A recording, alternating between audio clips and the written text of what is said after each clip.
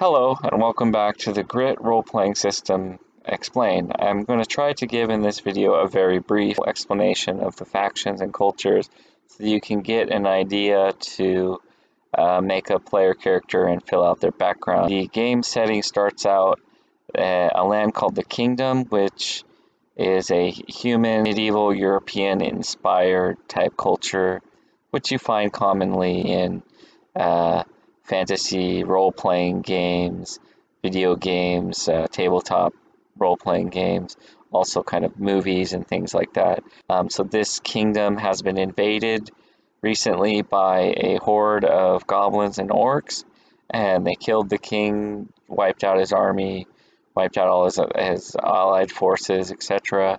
And then the orc queen, the horde queen, took the bulk of her forces west to fight the elves in the far west, and the freemen that were allied with her stayed behind, most of them.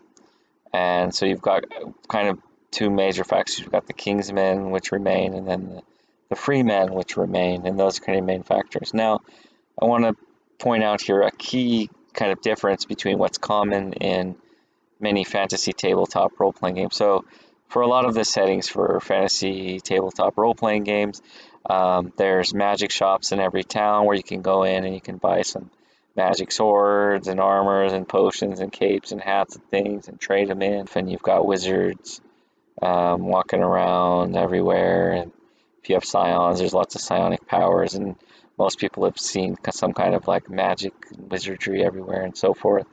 In the Kingdom, in the Grit role-playing game system's main campaign setting, that is not the case. There's no magic shops anywhere. Maybe one in the capital of the kingdom that's very obscure, probably not.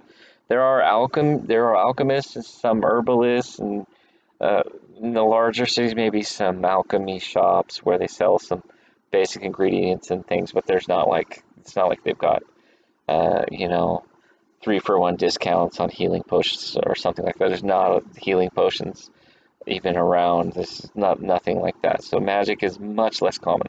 Wizards do exist, but if your character was a wizard, specifically, they would have the place where they studied. You know, they could be an apprentice to a wizard. Would be very obscure. It wouldn't be common at all.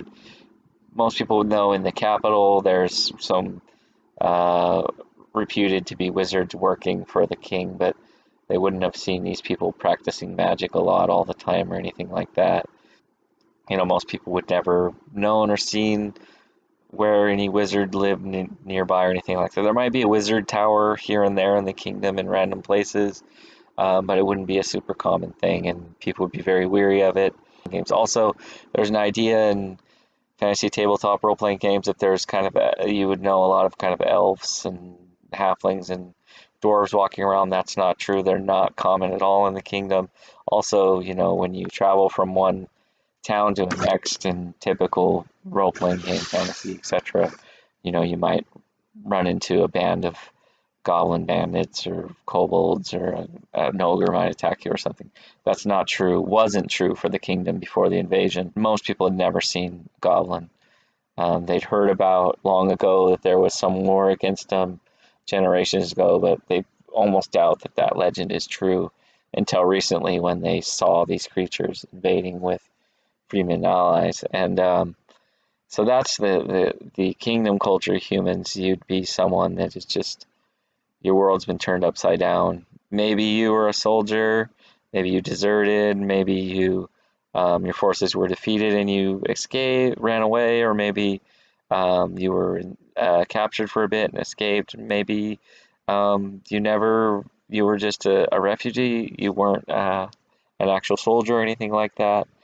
Then the freemen are actually from a culture that most of the kingsmen didn't even know existed, that is basically humans that live in the lost cities, the homeland of where the goblins and the orcs hail from. And so you're very familiar with orcs and goblins. Burr probably came as a mercenary employed by the orc queen. So yeah, you're very familiar with the orcs and goblins. Then you've got demi-humans, your orcs, elves, gnomes, and halflings, uncommon, but they exist. And they would have been sent, you may have been sent as a part of a military force or support for military force to help the king's armies fight the horde, but they lost. The king lost, so your forces would have been destroyed, just same as maybe a Kingsman soldier. Maybe you deserted before battle or during battle, maybe you ran away, maybe you were captured and got escaped, etc.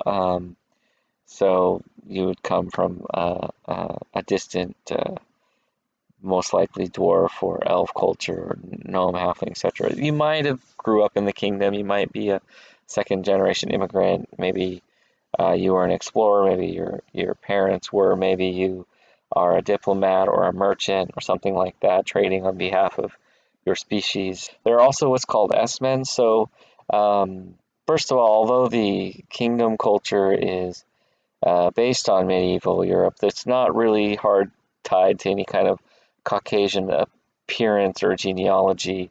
So the Kingsmen can be of any kind of appearance. They don't have to be Caucasian. For the people actually coming from outside cultures, they'd be recognized by different dress. Kingdom, there are cultures, human cultures, inspired or based on other historic real-world cultures. For example, you could have a character that comes from an inspired of the Edo period or of Japan or early Kamakura, etc., coming from an or China or so forth. If you're familiar with those cultures and you want to come up with a character concept of a character that comes from these other a culture inspired by other human cultures, you can do that, and then those characters would come into the kingdom either like with the demi-humans as part of an allied military force, or maybe they were a merchant or an explorer or a diplomat or something like that. And then kingdoms people's attitude towards foreign humans is actually one of reverence, usually, because it's very difficult to travel between the kingdom and these other cultures. So most kingdoms people don't know a lot about the other cultures because it's difficult to travel to them. It's not common to travel to them. The ones that they do meet or see that come in are very rare, and they're usually coming as wealthy merchants or diplomats, important people. So the wealthy and powerful kingdom people would receive those people as honored guests or important guests. If you're a merchant, you want to meet other merchants. You want to treat them well so that you can get good trade deals going, etc. And the common person would see that and mimic it and just follow suit. This idea, okay, it's a foreign guest. This is someone important. This is someone powerful. This is someone with money. So they're very receptive and positive attitudes. Yeah, so that I hope that gives you some ideas how you might kind of build and set a character into the setting. There's more information in the manual, of course, that you could read, and I probably will make future videos explaining different individual species more. And there will be one follow-up video talking about the specific religions and deities and going into divine magic a little more. So, thank you for your time, and see you next time.